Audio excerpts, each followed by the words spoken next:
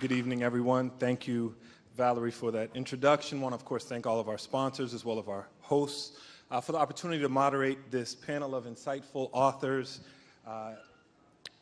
incisive commentators, and engaged leaders. I want to quickly state the aims of our panel, introduce our panelists, and then open us up for conversation. Of course, this evening, our event is entitled The New Jerusalem: Black Life, the Church, and the Struggle for American Democracy. Our hosts have given us the charge of thinking on the theme of the fact that religious belief, religious institutions, and religious people came to be seen as essential to social freedom. And this remains the central paradox in African American life and political history. Our discussion will examine the overlapping challenges of creating a basis for Black collective activism, building independent Black institutions, and determining the place of men, women, politics, and religion in leadership. Now, to our panelists, who all have long bios such that they could take up the entirety of our occasion, so I will simply list the titles of their books and move on into the conversation. First, to my most immediate right, and then moving further along the panel. First is Anthea Butler. She is the author of Women in the Church of God in Christ, Making a Sanctified World, as well as the forthcoming book, The Gospel According to Sarah Palin. The Gospel According to Sarah, that is. How Sarah Palin and the Tea Party are galvanizing the religious right, and this will be out next year. Next to Anthea is Eddie Glaude. Eddie is the author of Exodus, Race, Religion, and Nation in Early 19th Century Black America, and more recently, In a Shade of Blue, Pragmatism and the Politics of Black America. Following Eddie, Professor Glaude is the Reverend Dr. James Forbes, who is the author of a 2010 book, Whose Gospel? A Concise Guide to Progressive Protestantism. And our final panelist, who will in fact lead us off in conversation in a moment, Aubrey Hendricks, the author of The Politics of Jesus, Rediscovering the True Revolutionary Nature of Jesus' Teachings, and in 2011, The Universe Bends Toward Justice, Radical Reflections on the Bible, the Church, and the Body Politic. Maybe taking the launch off of Professor Hendricks' most recent title with a quote that suggests what is perhaps the most iconic and popular image of Black churches and African American religion, taken from none other than Dr. Martin Luther King. There's this whole host of assumptions when we think about our title, which has the church squarely fitted in between American democracy and Black life.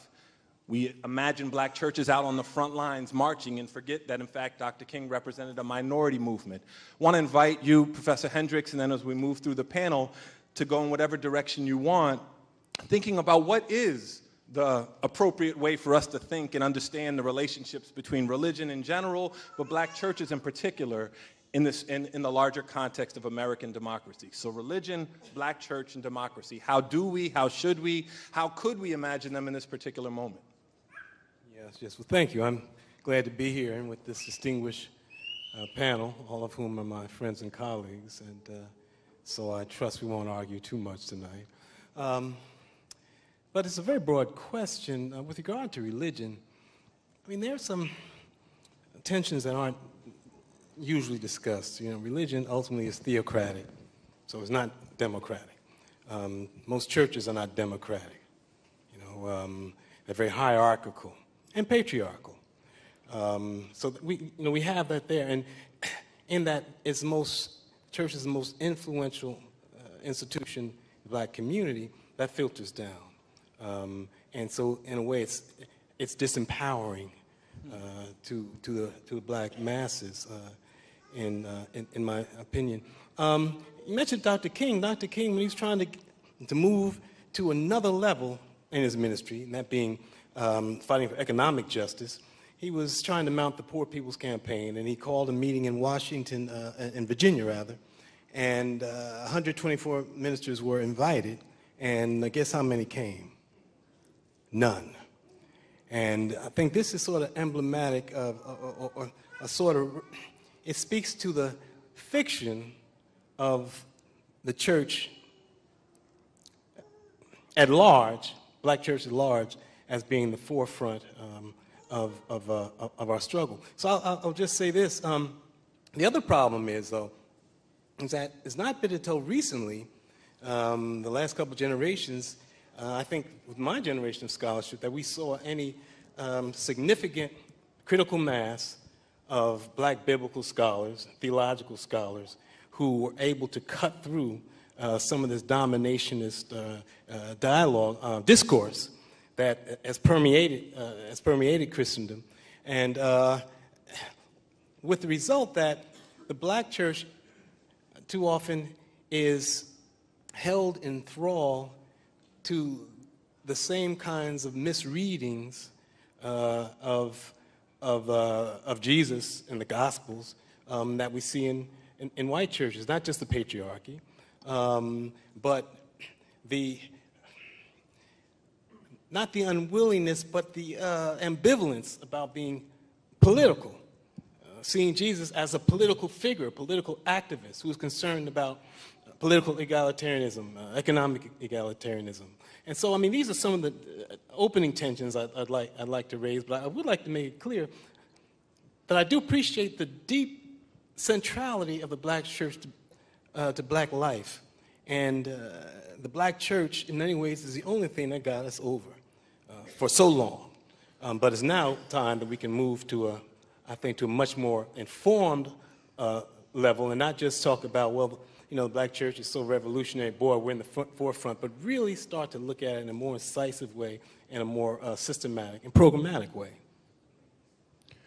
Dr. Forbes, if we could maybe extend this. On one hand, Professor Hendricks sends up this really strong tension between religion as theocratic or black churches as driven by charismatic leaders, in contrast to a commitment to radical democracy that King is often believed to represent. You yourself are a product of churches that are often written out of the story of the black liberal Protestant establishment that King would represent, right? Baptist and Methodist churches. How might you see Pentecostal churches, but also the liberal Protestant tradition of a Riverside as complicating that story? Well, first of all, I think Genesis helps us to look at our problem. And that is that in Genesis, there is this snake that comes up and begins to engage in conversation with Eve. And the snake actually participates in calling into question what God said, and the implications are what we should do, so that the major religious enterprise may be viewed as probably having distorted the nature of black being and suggested that God said one thing about who black folks are, and that the black church is God's rebuttal, saying, this is what I said and not what the snake said. Now, snake is not in the Farrakhan sense calling other people demonic in this regard. But what this is that the God who calls all of us God's children, thereby suggesting the democratic ideal, that the black church gets caught between listening to what the snake said versus what God has clarified about who we are. And when the black church is really being the church that, in a sense, God uses to refute what was said by the other church, we are likely to be sensitive to the democratic ideal and engaged in activities that lead us to a more democratic society. When we listen to the other voice about who we are as black people, we play the games of one-upmanship, of God's having the outhouse and the in-house kind of folks, or about postponing the gratification until the great by and by. So the real challenge today is whether the black church believes what God said about us all being God's children, or whether we have lots of divine DNA testing as to who is really an authentic offspring of God. And James Washington, my departed friend, used to say our problem was the fact that there has American life and political history. Our discussion will examine the overlapping challenges of creating a basis for Black collective activism, building independent Black institutions, and determining the place of men, women, politics, and religion in leadership. Now, to our panelists, who all have long bios such that they could take up the entirety of our occasion, so I will simply list the titles of their books and move on into the conversation. First, to my most immediate right, and then moving.